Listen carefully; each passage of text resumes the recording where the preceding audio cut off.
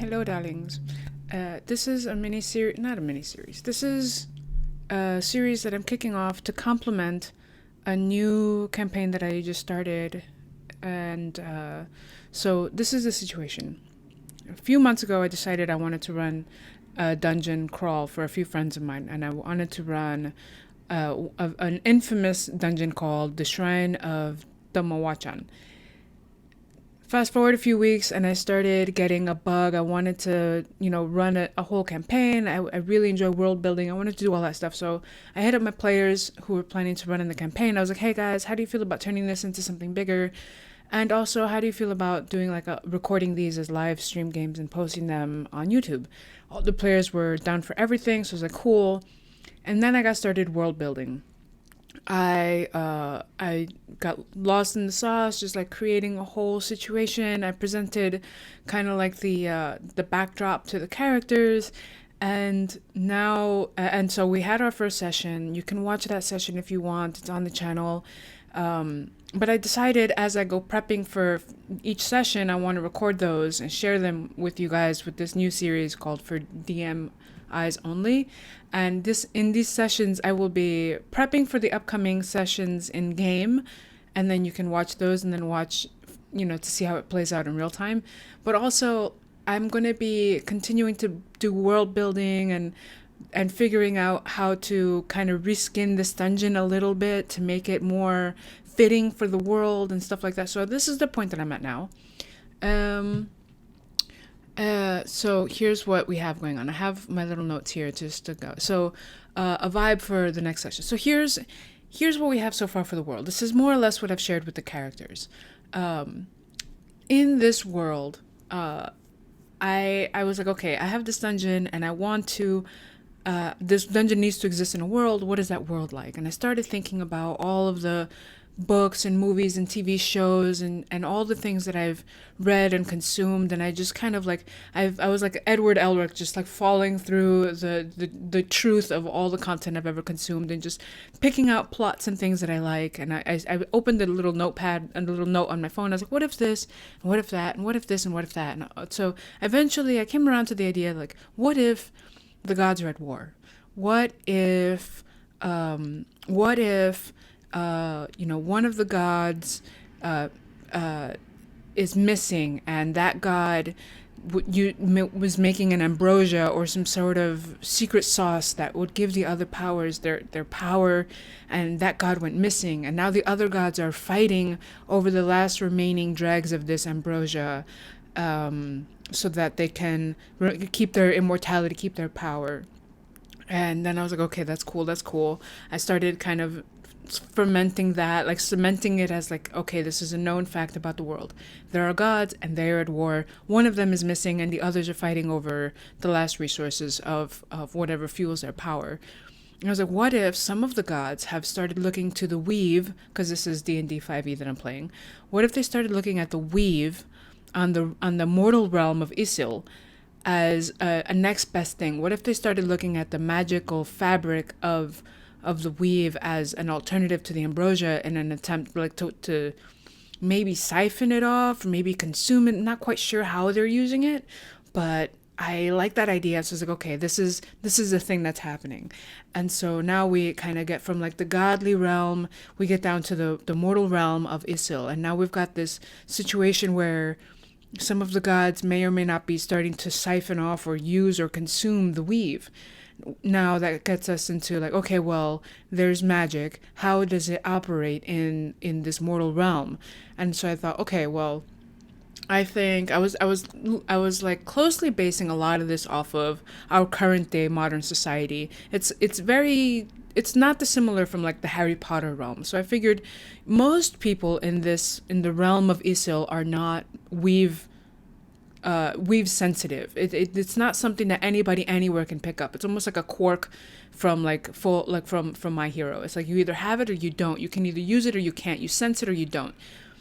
And so, maybe 60 to 70% of all creatures, humanoids, whatever, on Isil are not weave sensitive. And then there's the rest of the population, the 25 to 30% that are.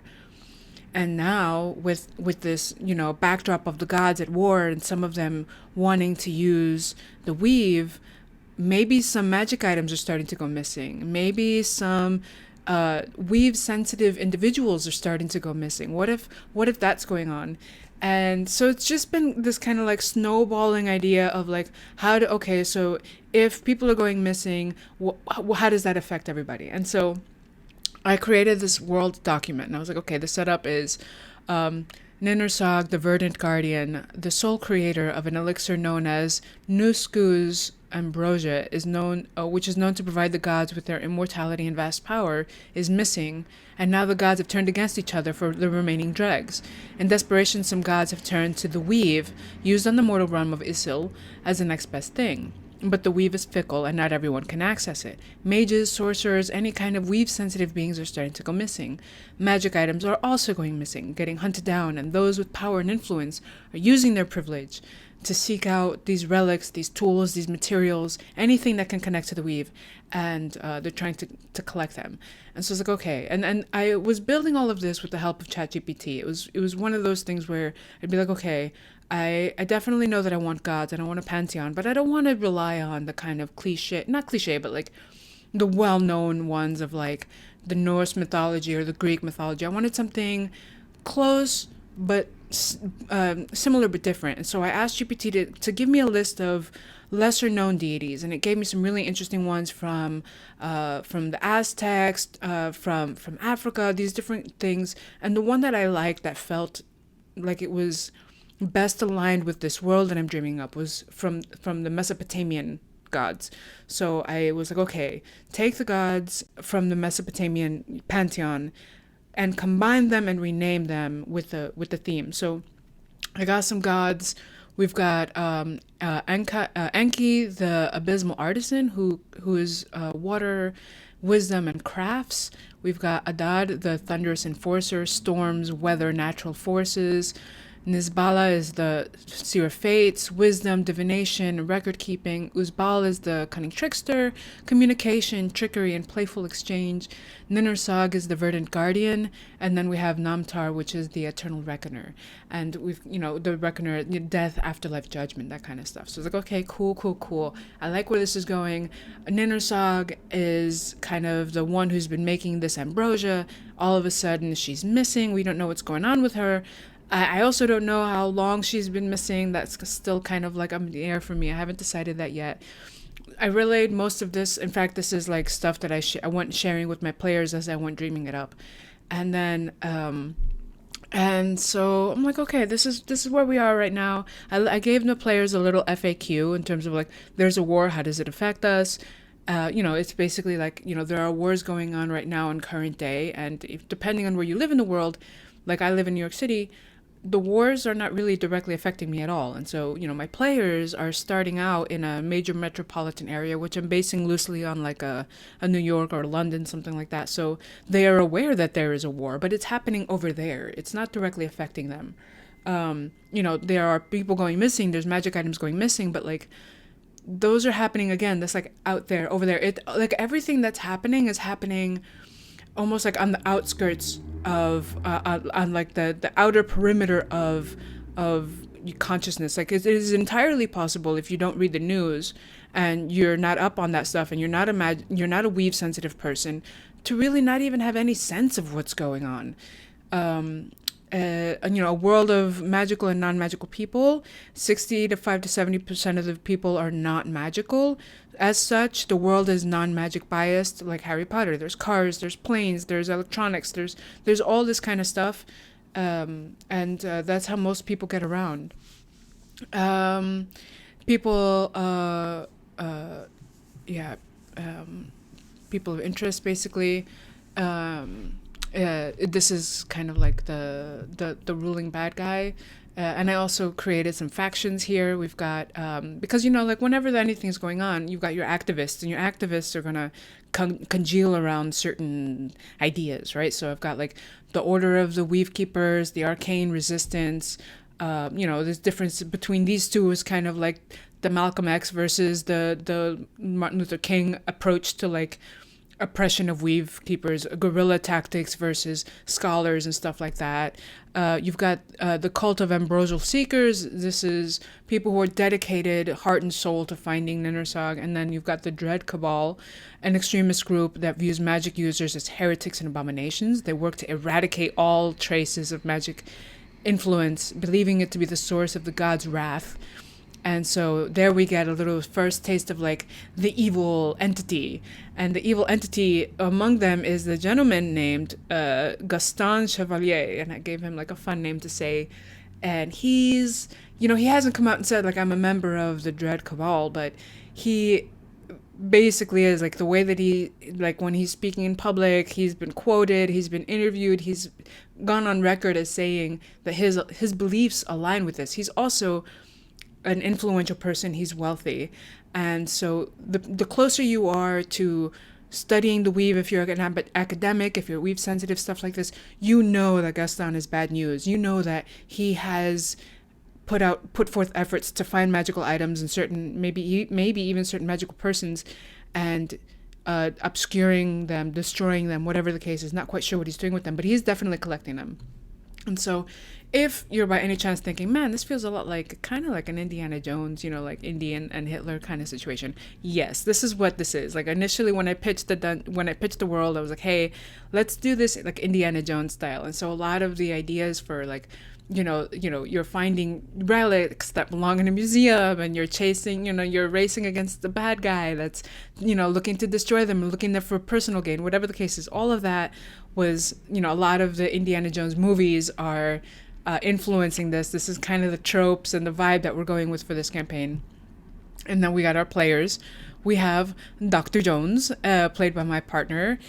Shorty Rondo, played by a friend of mine, Bueno. He is playing Dr. Jones's assistant. Dr. Annabella Ford is playing someone who's kind of like detached from the party, but now he's involved. They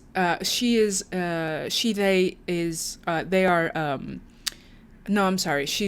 Annabella is a she, Gulliver Prendergast is a they. So Annabella Ford is, she's part of the resistance, the cult of guerrilla tactics, and so she got sent on this mission for her own personal reasons because her cult has sent her on this.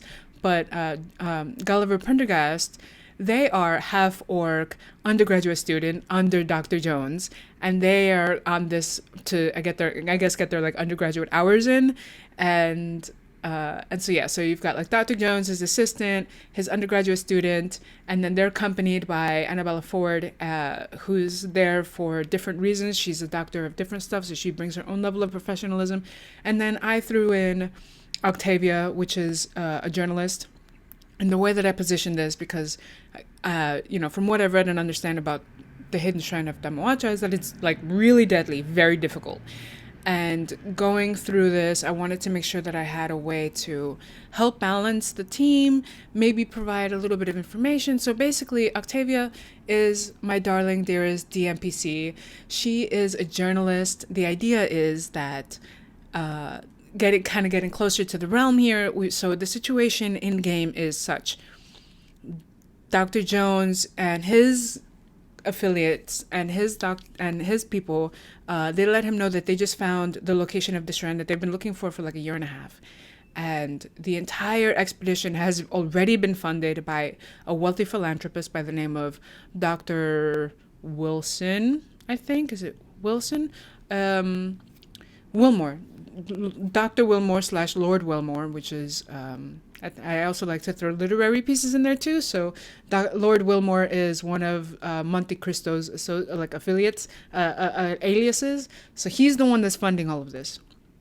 Price no object, go do your thing, collect these relics before the bad guys get them. But the one condition is that Octavia has to go, because Octavia is representing the layman person when it comes to this. So she's journaling, she's documenting this expedition. She's in the background, she's studying, she's writing, she's sketching, she's taking notes on everything they do and how they do it and what the rooms look like and the whole experience is going to be documented by Octavia, but she also rounds out the party because they've got a half orc, they've got a cleric, a ranger, and Shorty, I think, is a warlock, I think, or a sorcerer. And so Octavia is my rogue, and so she's going to be able to get in there in a pinch. If the players find themselves in a sticky situation, she can jump in to help. But she doesn't know jack shit about puzzles, ancient languages, ancient shrines. She doesn't know any of that stuff. So the players know they can't ask her for help. But if they get stuck, she might be able to like notice a little thing that might help them onto the next thing. Or if they're in combat and they need a hand, she might be able to jump in and help. But otherwise, she's in the background. So that's the situation. Now, during the game, they managed to get the debriefing. They got to location, and then they got to the area of the shrine. And the way that the module is written is that the players are approaching the shrine, and then they're suddenly chased by something they can't really see, and they fall.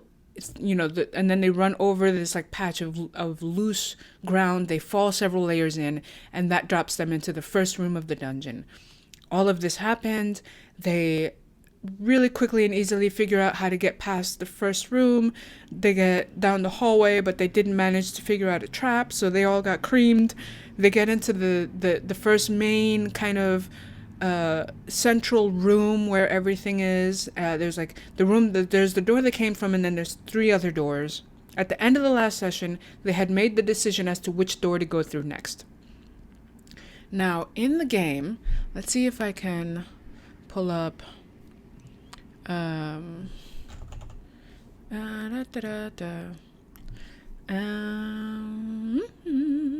right, so let's see if I can open this. Okay, so here's the situation. So they're in this room here. They had a really fun conversation with a crayfish crab thing that's in there, who's like the guardian of the shrine.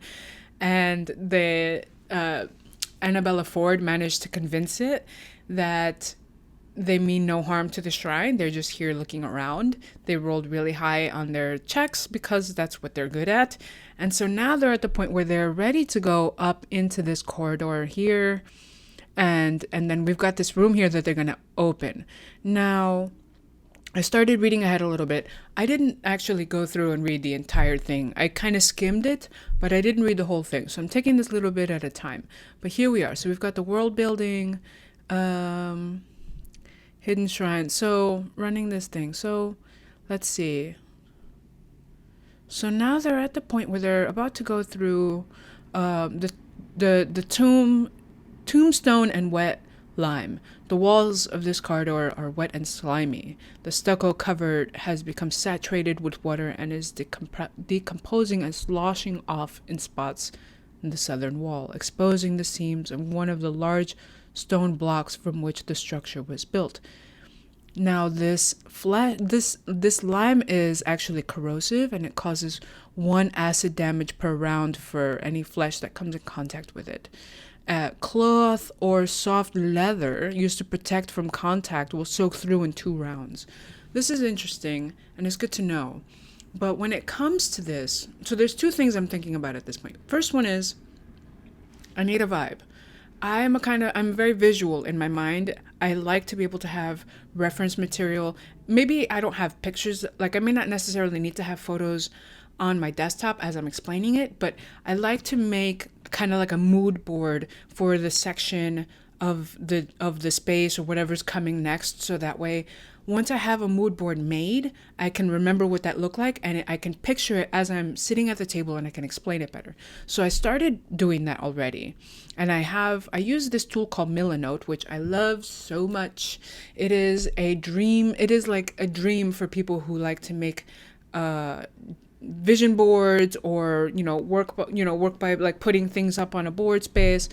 I like this a lot. And the reason why I like it is for several reasons. One is that it's very easy to use, but more importantly, it has an extension. And with that extension, as you're flipping through on the internet, there's this little tick that comes up over any image, and you can save the image to Milanote and then go in and look at it later. So I was looking up like Abandoned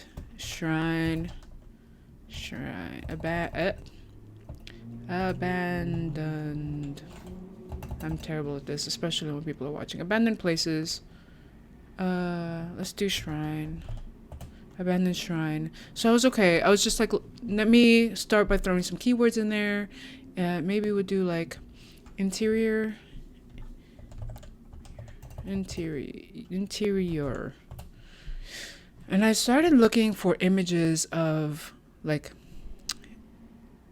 images that give me something to use as an explanation, something that's like visually giving a vibe that I can use to explain at the table, instead of trying to come up with something off the top of my head. Abandoned garden, that could be interesting. Let's do haunted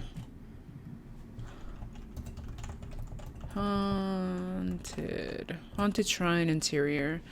Oh,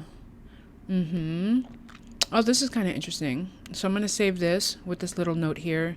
And I can choose which board I want to save it to. I'm going to save it to Hidden Shrine. Let's go in there and see where that takes us.